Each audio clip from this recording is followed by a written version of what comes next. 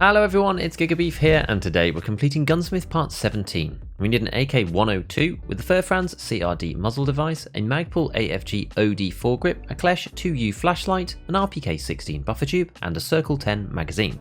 Ergonomics needs to be over 70, recoil of less than 210, and a sighting range of 800 or higher, and finally no more than 8 slots total.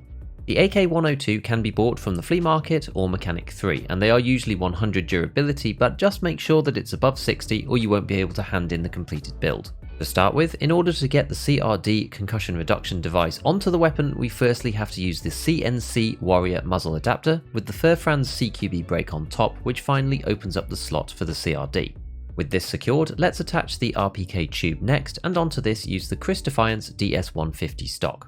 Let's add the magazine next, which is the SLR 106 AK-556 Circle 10 30 rounder, and after this is where the builds can deviate.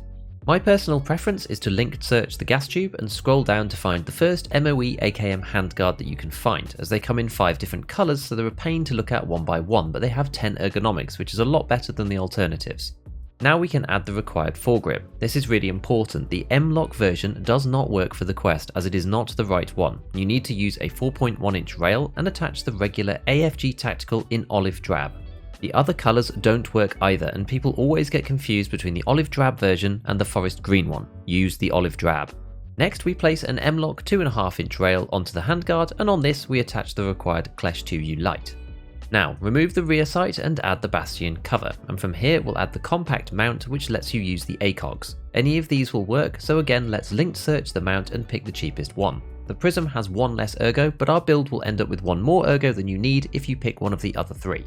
Finally, for a bit of extra ergonomics, we'll add the saw pistol grip, and then the knurled charging handle from Skier 3. The wiki does go about this in a slightly different way, using the B10M handguard and the B33 cover, which gets you into roughly the same place but costs about 30k rather than 21 using the MOE method, of course flea market depending. So the pain points for this build are firstly the CRD device, which is only purchasable on Peacekeeper 4. There is really no good way to get this, so other than having a friend buy you one, it's either maxing Peacekeeper or refreshing the fleet a billion times to snipe one that isn't a million rubles. Another one that can be annoying is the Circle 10 magazine. This is only on Peacekeeper 3 but sells out all the time, so it's a case of waiting for the reset.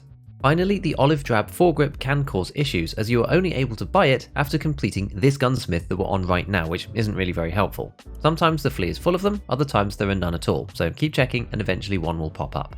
And with that, we complete the build to head into Gunsmith 18 for the AKMN.